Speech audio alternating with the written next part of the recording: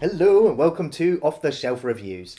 I know why you plagued me. And I'm Gary. And today we're going to review and discuss Resident Evil, which came out in 2002 from writer, director Paul W.S. Anderson. Ian, why don't you give us the synopsis for Resident Evil? Well, a biological outbreak has occurred at a secret lab underneath Raccoon City. The lab is run by the Umbrella Corporation and they've been dealing in some weird experiments. They send in a special forces team to find out what has occurred and to try and stop the outbreak from getting into the city. You're all going to die down here. The Resident Evil game franchise is one of the most popular franchises in video game history. It defined what survival horror was in a video game back in 1996, and from there the game has spawned 6 sequels all the way up to 2017 and spawned numerous spin-off titles in the series, all very popular. There were some, that lacked in quality, but still, fans of the Resident Evil franchise couldn't get enough.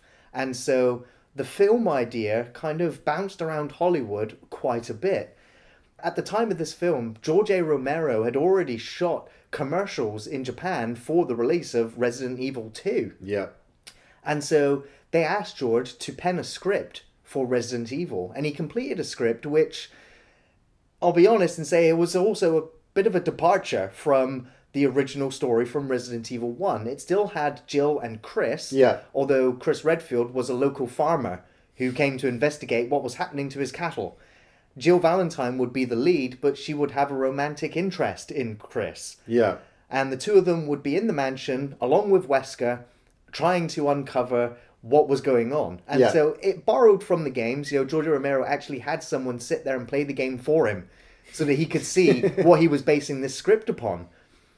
And so, but the studio weren't too happy with it, and it kind of fell apart. Yeah.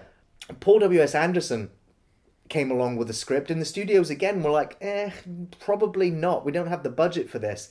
And so amazingly, it was European Film Studios, primarily a German company, that financed the Resident Evil film.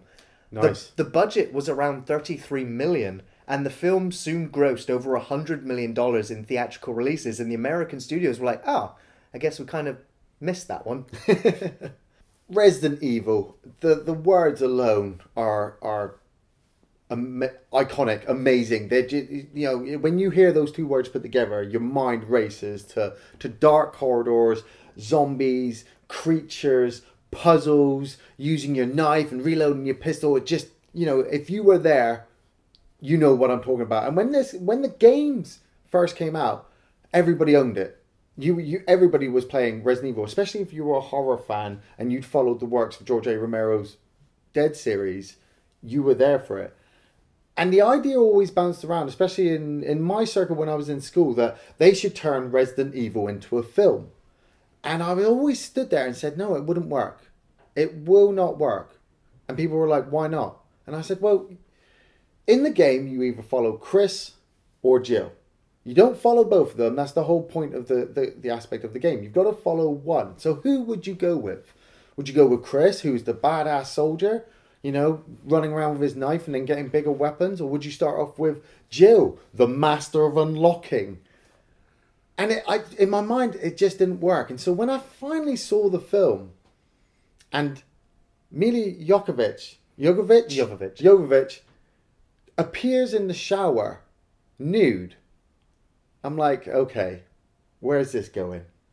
Because we've already just had the opening narrated to us by Jason Isaacs about Umbrella and the corporation, how they have this hidden lab underneath Raccoon City, and they deal in pharmaceuticals and medicines, but all their actual money comes from experimentation and military projects. And I'm like, yeah, okay, I'm with you now. Yeah, we're deep in Resident Evil territory here, and you get that cool camera shot of the camera zooming in on the person messing around with some vials, and you're like, oh, I wonder what that is. That looks like the T virus. Okay, yeah.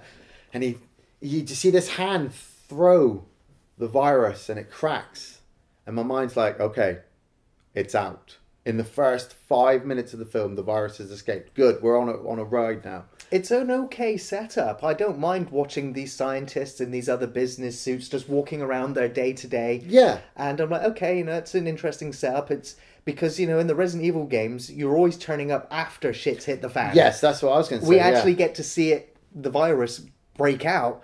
And, we don't actually get to see any of them turn into zombies. We just get to see them killed off. Which is good though, because you don't want to see it too early, especially with the virus has just been unleashed. But at the same time, it just seems, my mind is already starting to pick holes in it when Yes, the guy's in the room and he's like, they're like, how do we get out? And he's like, we can't. It's a sealed room. A sealed room that has had the T-virus vented into it and is now taking on water. Yeah. This is a sealed room. I'm like, okay. Yeah. And then we get the elevator sequence. Now, great. It's good in a horror movie. You watch one elevator crash to the bottom and people screaming. Then the others in the elevator, it shoots down and then brakes come on. I'm like, well, what happens to the brakes on the other one? Is the Red Queen just like... Playing with people? Playing with them. And so, I watch the lady. She opens it up and she tries to get out. And no, didn't get her. Jump scare. But then, the computer's just like, we'll have you. And it sends the elevator back up. We're back inside! We're inside! I'm like, okay, we're not getting to see any of the gore. It's all suggested. Yeah. I mean, we're talking Paul Anderson off the back of Event Horizon. We saw a lot of gore in that. So when I heard Paul Anderson was doing this, I'm like, yes, he did Event Horizon. That was awesome. Yeah, that whole elevator sequence, it's gone. It's over. And like I said, we're with Alice waking up in the shower. Now, she's an attractive lady, but I've seen her nude a lot, especially off the back of Fifth Element, which I really enjoyed her in. So once again, lured in by the factor that there was something in the Resident Evil film that I would like. There she is at the beginning. Mansion setup.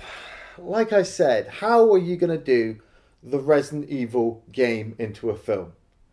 I do not want to see somebody wander around for an hour and a half looking for the shield key. I don't want to see people messing around with the puzzle, trying to do the buttons in the right order of the age of the characters, just so you can get the crest to go out in the garden to find the sword key. I want it right in. So when we've just got that tiny little mansion place that she's in, there's a few nods. I do like it. And I like the mystery as well, where she's playing off the fact she doesn't remember. But her memories are coming back. Something happened to her. She's waking up. She doesn't know who she is or what she's doing. She's finding machine guns in underpant drawers.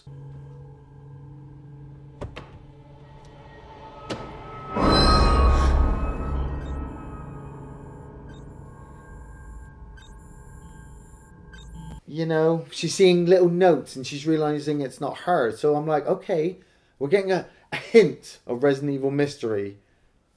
But then lights, smashings of windows. The hunk team, as I call them, hunk from Resident Evil 2, like 6 of them all jump in through the windows and they just grab her and they start questioning her. And there's also this other random guy that just happens to be there as well. Yeah, why is Max Payne in this film? Huh?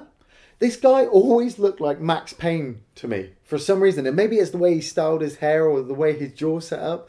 But this guy looks like Max Payne from the game. So when I saw him in Resident Evil, I'm like, that's thrown me off now. That's thrown me off because Max Payne's in this film. You can't do this! Blow me. And so, the mystery kind of builds up as this military team grabs Alice and this other guy and they end up dragging them down onto a train. And we watch this train make its way to the facility that's supposed to be under the mansion. And I'm like, well, in the game... how does that work? Like, how did the train take them to the underground facility, which is also under the mansion, when she's already at the mansion? No, well, this is what I always said. You couldn't turn it into the film because... we've already been told at the start that the lab, the hive, is underneath Raccoon City. Yeah. The mansion above us is an emergency entrance to the hive.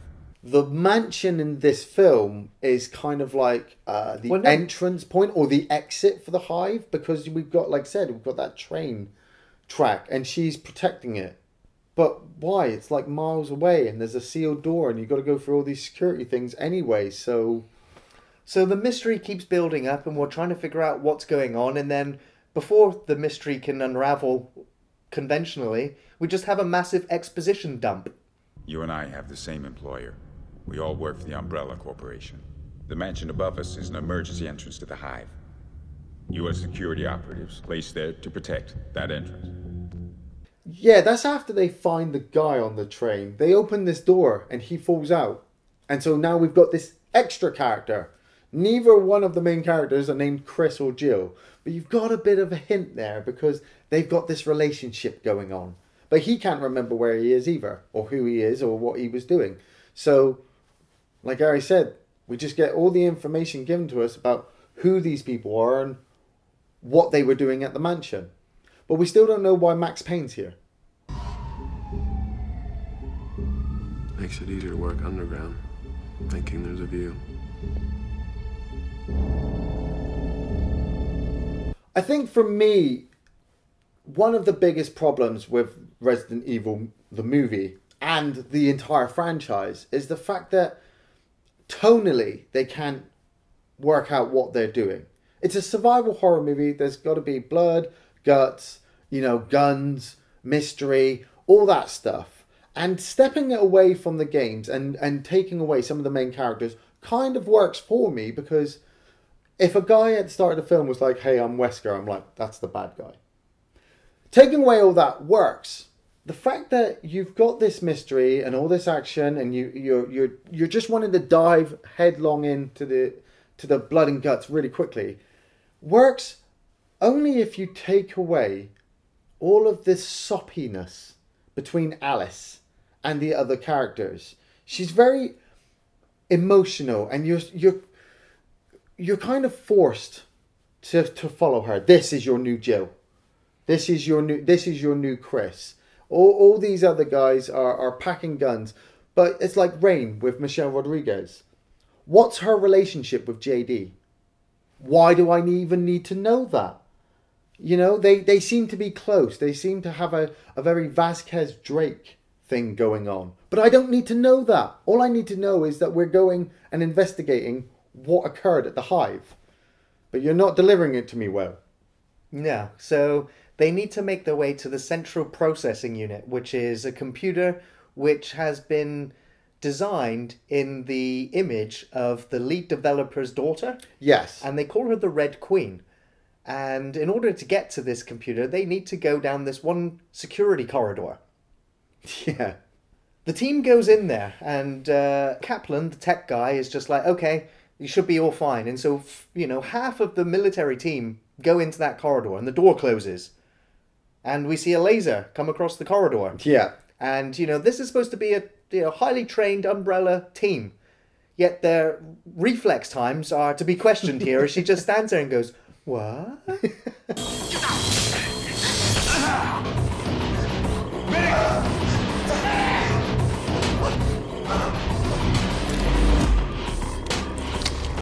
And then we watch her head slowly slide off in a cartoonish way.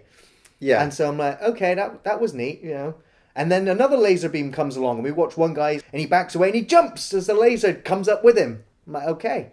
So that's another one down. Yeah, yeah. And so then we see the laser beams coming again. And so we watch the captain jump over. He's like, yeah, dodge the laser. And then the laser's like, no, fuck you, mate. Yeah. And it forms a massive grid and comes all the way along and chowder.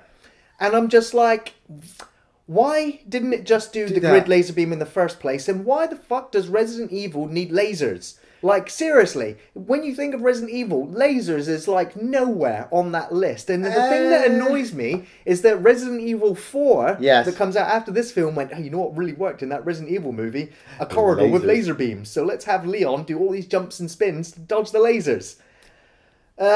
Thanks for that. Got it.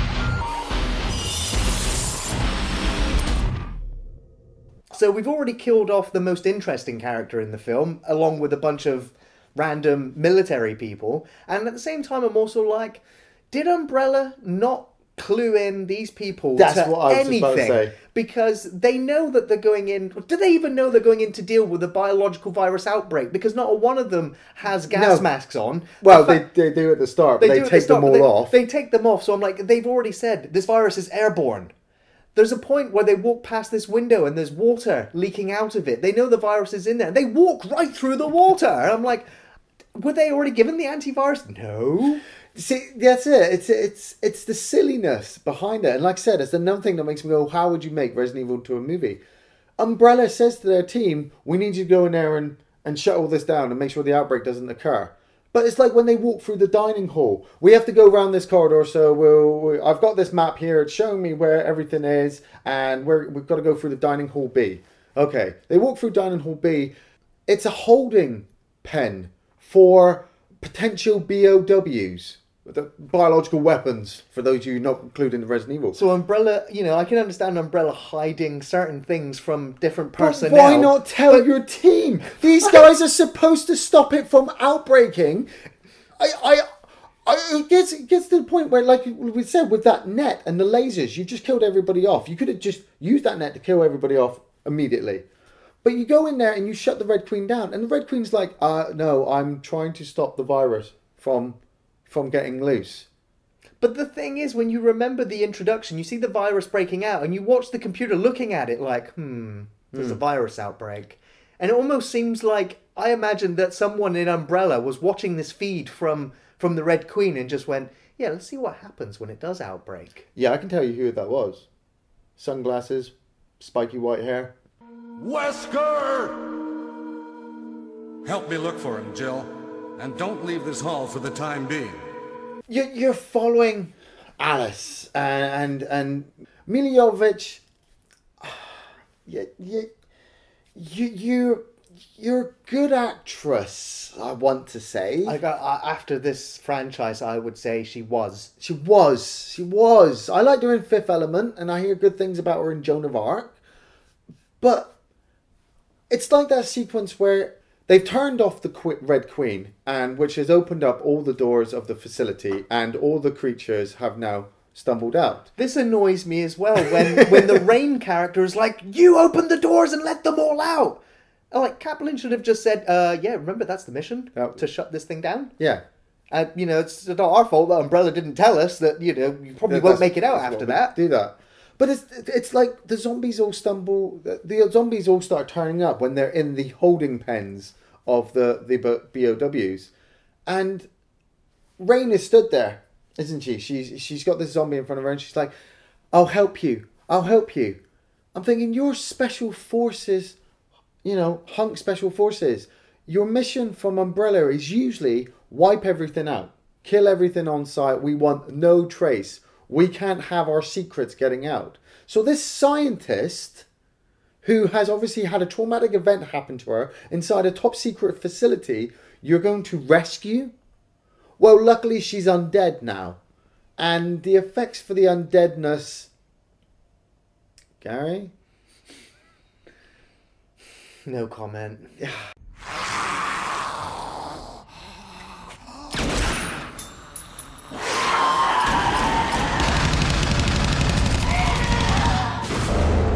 The CGI nose ripped one, the guy with half his face missing. Why didn't you just go with prosthetic effects? Well, to be fair, it's kind of on the same wavelength as the papier-mâché looking zombies in Resident Evil 1. But even the zombies in Resident Evil 1, there's something scary about them, even the way though they that look the same. The moans that they made is just kind of lost in the film version, where they do seem a little bit more feral. Yeah, and why are Special Forces guys just wasting ammo? Just wasting ammo to the point where you've just shot somebody in the chest. Now, logic would dictate, when that person has flown away and got back up and started walking towards you, you shoot them in the head, just to make sure. That's what I'd do.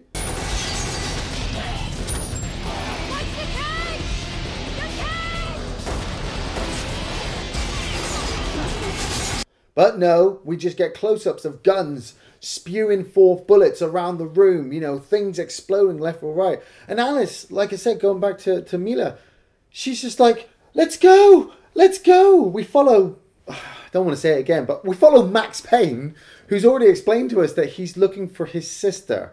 So a top secret facility has this cop from Raccoon City turning up in, who's happened to find his way in, looking for his sister, who's already infiltrated her way in, and is looking to bring the company down from the inside. He has this whole moment with keys. Oh my God. Right. So he drops the keys, he picks them up, he drops them again, he kicks his way away from the zombies. He finally managed to unlock it, and in a stupid little jump scare, Alice goes, "Here, I'll pull you up."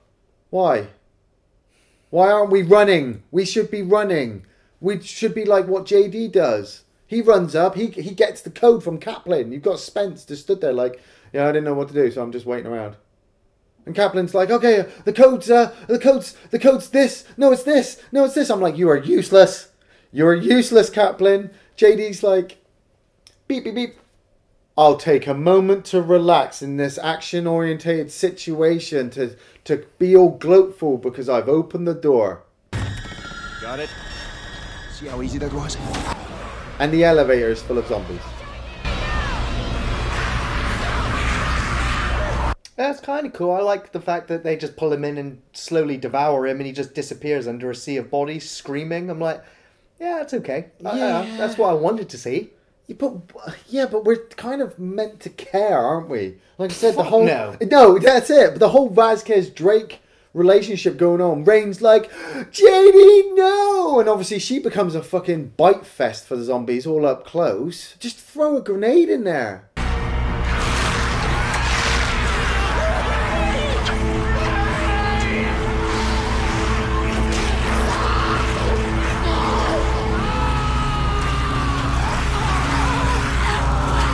They all head back to the Red Queen's control room.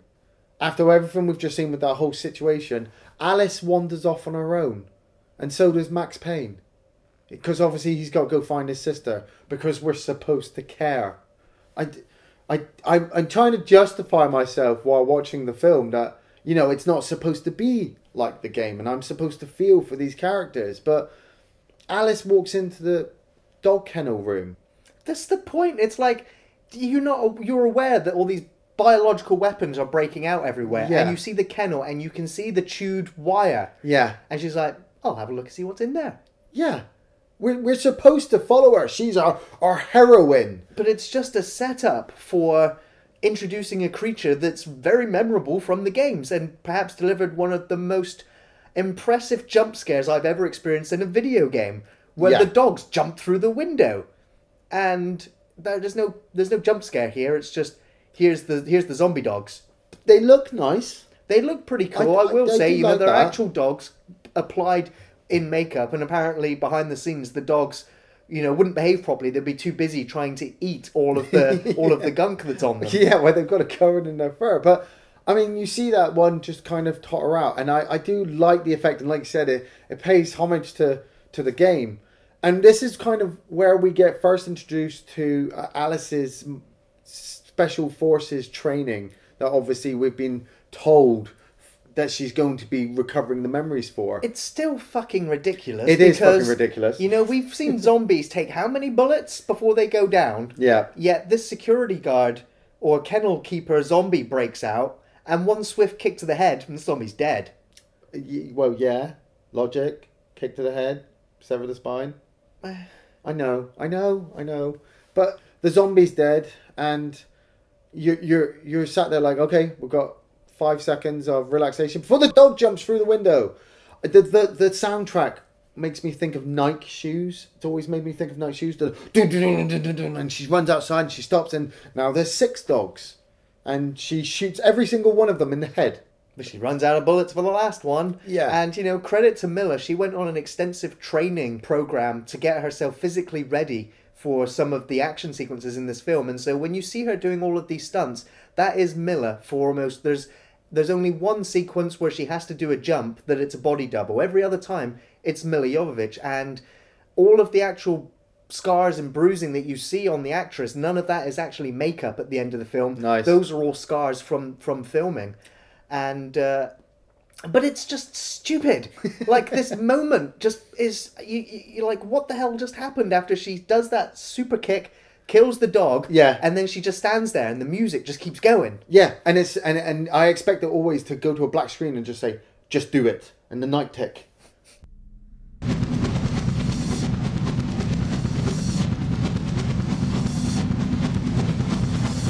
Like you're selling shoes. But I'm not getting Resident Evil the movie at this point. I'm starting to fall out of it since they entered the hive. I'm kind of losing it because, like I said, we now drop to the cop, who's just wandering on his own in all these offices that could house undead creatures around any corner. He's just kind of looking for someone. Oh, I found my sister's picture. Oh, look, it must be where my sister is. Oh, look, here she comes. I hope she's fine. She looks fine. With that snarl and the stuff in her teeth. And she grabs him and pulls him on the table. And Milla's just like, whack. Oh, shit, was that your sister? Sorry. And now we get told, yeah, this is my sister. She had an informant in here and they were going to help her escape. And we're getting flashes of Milla seeing this face and recognizing that they had a conversation about the virus. So there's a mystery inside a mystery. It's like Inception, but worse. We needed something concrete. Anything to expose Umbrella to the press. Prove the research that was going on down here. What kind of research? The illegal kind. And the worst edit. This is what I've been appealing to. The worst edit, because once they've finished talking, it cuts back to them in the control room, but in the CGI. The camera zooms down on the CGI hive when you see these two red targets run back to the control room. They run in. Rain and Kaplan are still sat there, and they lock the doors. Oh, we're being chased. I'm like, what? Oh, okay. When's the self-destruct sequence turning off? Because by this point in the game, you've made your last save, you've got your guns ready, and you're going for the final boss. Well, they've implanted a device on the Red Queen so that they can shut her down at any point that she refuses to cooperate. Yeah. And they're making their escape still, and they start walking across into the utility tunnels. Oh my God, I'm glad you brought that up.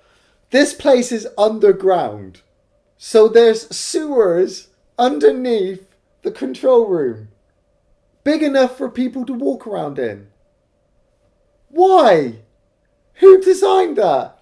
Exactly. I mean, the pipes that they're walking along have grated fences on them as well. And it's like, well, was that to stop people walking around on them? They lead to underneath the floors of the other laboratories and places you got... I'm not an architect or a grand designer, but I'm sure that just doesn't work at all. Because we've seen the liquor escape. Why is there a liquor in Resident Evil 1? Well, I mean...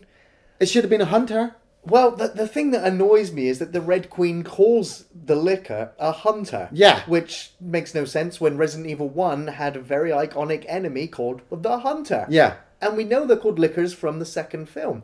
But it's like, okay, so, we're not going to have the hunter, we're going to have liquors.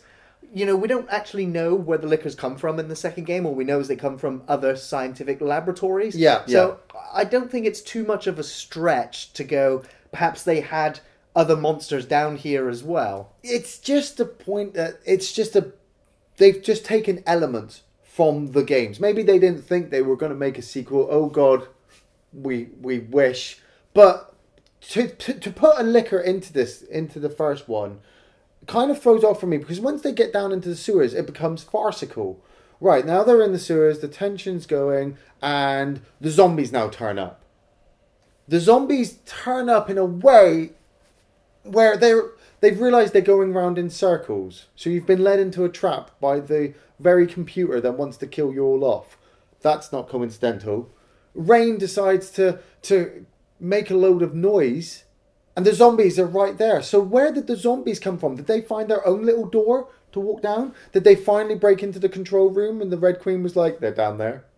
And the zombies climb down the ladders? Because they come from all directions. They come from one direction that the guys have been walking for what could be a couple of hours.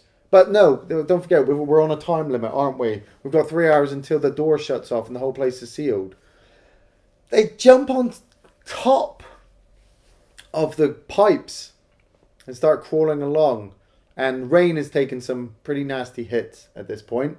Kaplan himself has been bitten, but don't worry, Alice is fine. God's sake.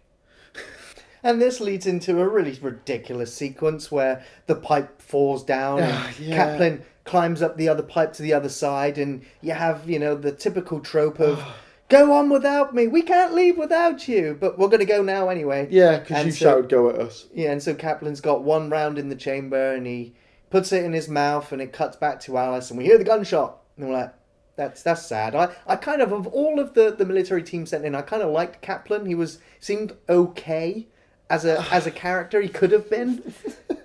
No. He's got one bullet left. How much ammo did they go in there with? I don't know. They spent it all over the place. They spent it. I know I complained about them shooting it all off, but you got sent into this place.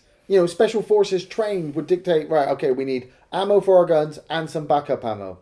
I know they wasted it all on the zombies in that stupid room, but the trope of having the one bullet left, on top of wasting it, if he'd shot himself, the darker element of this film would have been saved. After all of the silliness, it would have been saved to a point that at least we've had a brutal death. He falls into the zombies, they all tear him apart. The thing that kicks me about it is that he is the one with the device that can shut off the Red Queen. Yeah. And so, he didn't even throw it to them or anything else. He just kept it on him. But the real fucking kicker is that there was a vent right behind him that he could have just crawled through at any minute and skipped all of that bullshit. You're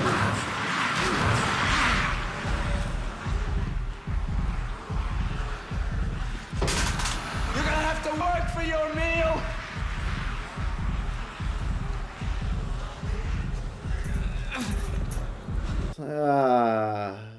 Okay. They come up through the floor of the labs, and Alice has a flashback at this point, detailing that she had been down here at some point and saw the scientists working on the virus and the antivirus. So takes one look at Rain and says, "There's an antivirus." Rain is far gone at this point. I'm not a scientist, but she's had far too many bites. The thing that gets me here is that of all of the characters in the film, she's the first one bitten. Yeah. Yet we have already seen characters be bitten by zombies and come back as a zombie, like JD. I'm like, how come Rain is still going? Because I only justify that by that she wasn't bitten as many times as him and didn't actually die. She got bit on the hand, bit on the arm, and bit on the neck. Yeah, I know. Like, the T-virus is the fucking T-virus, right? I know. It doesn't discriminate. No, she should be a zombie by this point, and she should have been shot, killed, and left in the fucking utility tunnel. And so the Red Queen says to everyone, like, I'm here to make sure the virus doesn't get out. This person here has the virus. If you kill her, I'll open the doors for you. And so Rain's like, yeah, just do it. Alice grabs the axe and she's like, no, I'm not going to kill you, Rain. And so like, well, you're fucked now. You're stuck in this room. But then Kaplan turns up and he's like, I shut her off. Now we can go. Yeah. And we've bypassed Spence. Spence at this point had been getting his memories back, and after he realised that he was the villain of the film. Yeah, he was the one who had thrown the virus out and decides to leave them all. I figured you'd like that guy because he's Solomon Kane. Yeah, I like James Purefoy. He's had some really good roles and some really terrible ones, and he's an actor with not too much range, but when he's in a part that he can play, he does it very well. Yeah. In this one, he's not given anything other than tropey, I'm the all of a sudden villain of the film role. But I did like the way the edit works, where he, at the same time as Milla having her flashback, he has his, where he realises, she's trying to bring down Umbrella, so he decides to steal the virus. The camera work on his face with the little twitches, made me go, yeah, that guy's the bad guy. Maybe it's James Purefoy. But yeah, he gets out of the room and just leaves them all. And going back to the liquor, I don't want to. Why? My God, really? I mean, I know the budget was low, but if you didn't have the budget to do the liquor properly with computer animation, You shouldn't have. You shouldn't have done. You should have done a Because- guy in a suit as the hunter. Because the thing is, when Resident Evil 2, when the liquor turns up, granted, in that cut sequence, the graphics aren't the best, but at least the graphics all around it are comparable. Yeah. When you take that computer animated liquor and put it in this film, it looks atrocious, absolutely horrific, and it doesn't fit Harsh. any of the scenes that it's in. You Yeah. know, there's a couple of moments where I think it's a puppet, and I'm like, that's okay, Yeah. that's passable. But the moment it's in full CG animation, I'm just like, it's like somebody vomited on the screen and just went, remember this creature? Yeah. Yeah. I don't like it at all. It kills off Spence and mutates, and we hear the Red Queen. Oh yes, the hunter has tasted fresh DNA now, so he will mutate into something bigger. Okay, so not to the game, yeah. Yes, I know. This is what infuriates me a bit, because the liquor wouldn't do that. It wouldn't really mutate like that until Resident Evil 3, when they bring in different coloured liquors, but they're still liquors. It now mutates into this fucking horrible practical effect dog thing that in the shots that we see, the shots are bad. So it kind of makes the effect look bad. And the thing that annoys me about this creature is that it's only hinted at as the film goes on. We see it in the room at the beginning. Then we see it escape. Then we see it in the tunnels. Then we see it kill Spence. And then we don't even see it again. We see it try and break into their little room, but tropically they escape. But we don't see it again until the end. And I'm like, that should have been your focal point. If the zombies aren't making people scared, the terrible creature should have been chasing them all the way through, killing people off left and right. I'm kind of glad that they didn't do the tyrant in this film, because if the budget for the liquor was that bad, I can only imagine how the tyrant would have looked in this film. Oh God, wait until we get to the other ones. Oh no. I know.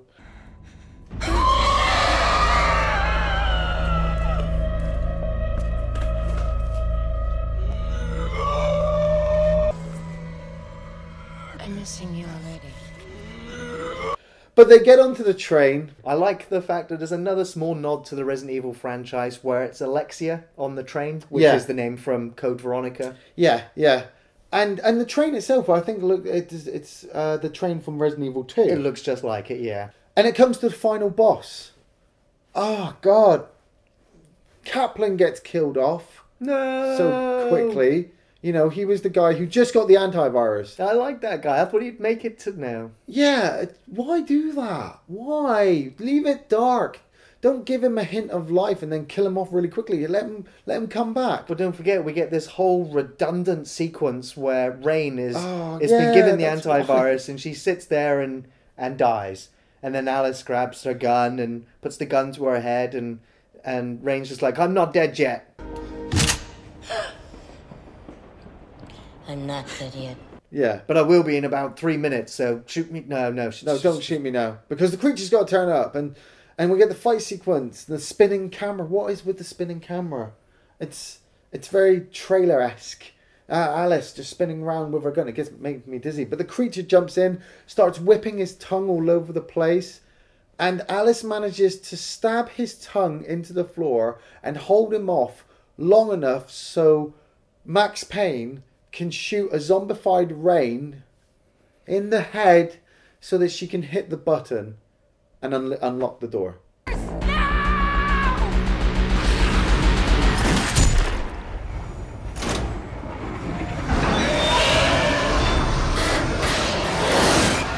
Why?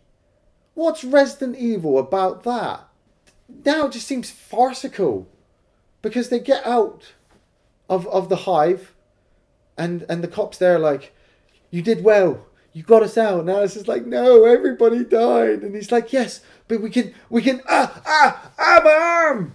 So she gets the antivirus ready, but at that point, Umbrella turns up with the second military team. Yeah, were they waiting outside this whole time? Possibly. And is this the only entrance into the hive? I guess so. Because, yeah, this is the only entrance. They're just waiting there. And they decide to take him off. Oh, God. They decide to take off Max Payne and put him into the Nemesis program. He's mutating. I want him in the Nemesis program.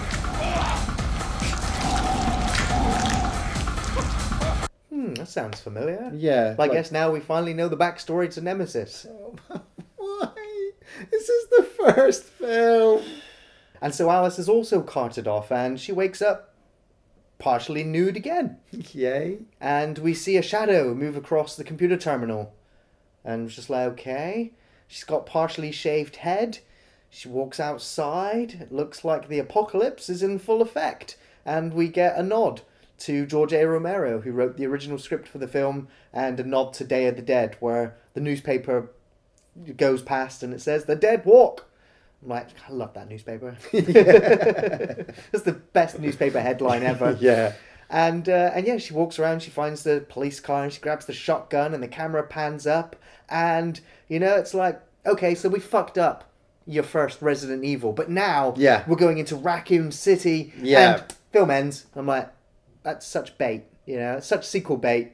It's like, you know, this film failed to deliver on its premise of making a Resident Evil film, but it leaves you with the promise that maybe they'll do Resident Evil 2, and we'll get glimpses of what we saw from the game Resident Evil 2.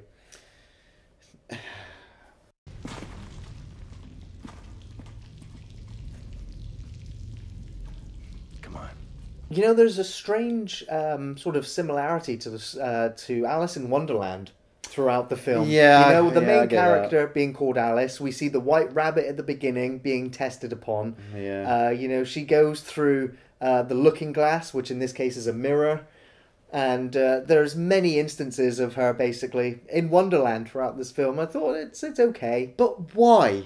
Why have we got Alice in Wonderland in Resident Evil? Because I think throughout the different variations of the script, they thought it would be a good idea, and I think they abandoned it. But there's just hints of it still left in the film. Yeah, okay. Which, you know, it's easy to draw comparisons to, especially with the Red Queen, and she decapitates people in the laser corridor. Yeah. It's like, yeah. You know, memorable scenes. You know, the laser corridor, as much as I think it doesn't belong in a Resident Evil film, it's memorable because it pissed me off so much that you killed off the most interesting character in the film there and then, which was the leader of the team. And it just leaves you disappointed that, you know, you wanted to see these people get killed by zombies and dogs and crows and lickers and tyrants and monsters, and they get killed off by lasers. It's just such a cop-out. So there's one line of dialogue which I really like, and I really quite like Michelle Rodriguez. You know, she asked her agent, she was like, keep a lookout. If anyone, anywhere in the world, starts making a Resident Evil film, you get him in contact with me because I want to be in it. Really? So she went out of her way to want to be involved in the film. And again, I also like the fact that Paul W.S. Anderson, who was a big fan of the games, told all of his cast, go and play these games before you turn up to start shooting. And most of the cast are not gamers. So they literally went home and watched YouTube videos of Let's Plays of people playing through the Resident Evil games to find out what it was all about. And I've got to wonder, did any of them come back to Paul W.S. Anderson and say, where does this fit in with the games? I've just watched it through. What? But Rain has my favourite line in the film, and that's when she's being dragged by Spence and Max Payne. And she just looks up and says, when we get out of here, I think I'm going to get laid. When I get out of here, I think I'm going to get laid. You know, the dog sequence, it's memorable, but the rest of the film is really, really forgettable. I agree wholeheartedly with you there. I had those scenes down myself. The laser sequence, when the net appears, I always say pedigree chum, because he just becomes chunks of flesh. And you get that stupid nod later on where they go back down the corridor and they're like, where are the bodies gone? Because obviously it's Resident Evil, isn't it? In Resident Evil 1, the bodies would just disappear after you killed it. Oh, God. The dog sequence... I love the fact that Milla does her own stunts. She's always striving to put herself out there. So that's, for me, it's is a saving grace for when I watch these films, that when I see her jump up in the air and kick a zombie in the head, it's actually her kicking a zombie in the head. And the zombies look all right in those quick instances. When you have the camera linger on them for too long, I want to watch Night of the Living Dead. I want to get those zombies back out. I think, part of the problem is that they cast dancers as zombies in this film, which gives them a bit too much motion. Whereas, we want the standard sort of... Shambling. They're rotted and they're not fast moving. Yeah, well, they're scary in a horde. They're not supposed to be scary because they turn and look at you with half their face missing and go... That's not supposed to be scary. Rain as well. I like Michelle Rodriguez probably more than I like Alice in this film, and I feel like I'm not supposed to. She's supposed to just be this badass soldier who gets killed off, but her whole relationship with JD is just a waste of my time. Caring about if he gets killed off, I don't. Watching her, when she's dripping the blood at the zombies, that's just really impractical because they're just going to be following you now for ages. So let's just keep moving. And then her death sequence. Why have her have this whole I'm not dead yet sequence just to shoot her in the head for her to hit the button? I slowly vomit into my mouth and say, I don't recommend Resident Evil only as a guilty pleasure for myself. Every now and again I may watch it. I don't know why. It's the same reason why I watch Doom and Silent Hill and not Tekken 2. No, definitely not Tekken 2. But I find it fun. I want to go back and play the games, and I think for its timeline, actually I'll say that, for its timeline, you had Resident Evil 1, Resident Evil 2 and Resident Evil 3, and people were getting tired of those games. They were getting tired. They were getting tired because after 1, 2 and 3, you had done all the puzzles, you knew what the big twist was going to be, you knew how to defeat most of the monsters, and so you needed a bit more action. They tried to make newer games. They tried to bring in different aspects of putting it on the Game Boy and making it a role-playing game. And it wouldn't be until 3 years after this film's release that they would bring in Resident Evil 4, which was absolutely brilliant and changed the way we played Resident Evil games. Adding in all these extra elements of lasers and extra action, I think started from this film. So without this film, where would we be now in the Resident Evil series? Would it have died after this film and after the third game, and we would never have the great things of Resident Evil 7? But because we're there with that, we have to have Resident Evil the movie. I'm sorry. I do and I don't recommend Resident Evil. When Resident Evil came out in 2002, the film, I thought it was utter shite. I was just like, fuck this film, fuck you, Paul Anderson, you've let me down. After I was like, you did Mortal Kombat, yeah, I love that. Really? Yeah, Event Horizon, Yes, Event Horizon, is one of the yeah. great sci-fi horror films. Some good acting, great special effects, and good atmosphere. Yeah, without none of that is in Resident Evil. Yeah. It's like he got dumbed down somewhere. I reckon because of the dark elements, if you had all the darkness and blood and guts from Event Horizon and Resident Evil, it would be awesome. It's the fact that he made Resident Evil a fun film to watch with these action set pieces and trying to introduce characters. It's almost like he copped out of just going, I can't do Jill and Chris and all that. I just don't know how to do those. Yeah. So we'll just have our own characters.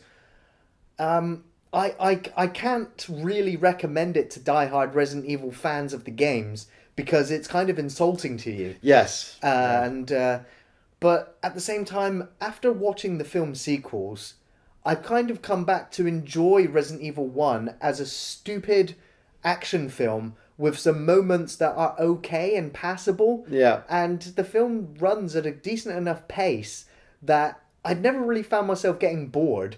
I just kind of found myself enjoying picking the holes in the film and going, that was stupid, and laughing at the film. And so on that level, I kind of do recommend it. If anything good came out of the production of this film, it's the soundtrack. Marco Beltrami, who did music for films like Scream, Mimic, and Hellboy. Nice. Does a really good score for the film, coupling him with Marilyn Manson, who has released some spectacular albums over his career, and now writing music for the film. And they were told, we want music for this film to be very John Carpenter-esque, and I think they did that almost perfectly. I really, really love the soundtrack to this film. There's some great moments in it where where the music is so well layered, and then there are moments where it does sound like a Nike advert. But on the whole, the soundtrack to Resident Evil is really, really good. But that's the thing, saying that, Slipknot, the end song, My Plague, you know, when I hear that song, I think Resident Evil. But I watched the quick snippets along with that music video, and I'm like, there, I'm done. Because when I watch the film, I don't get Slipknot. I get kind of fun time, poppy time with it. Oh, Barry! That was too close. You were almost a Jill sandwich. You're right. Barry, thanks for saving my life. Well, that was Resident Evil, but we'll be back very soon with a review for Resident Evil 2, Resident Evil Apocalypse. Oh. Yeah. Thanks for watching Off the Shelf Reviews.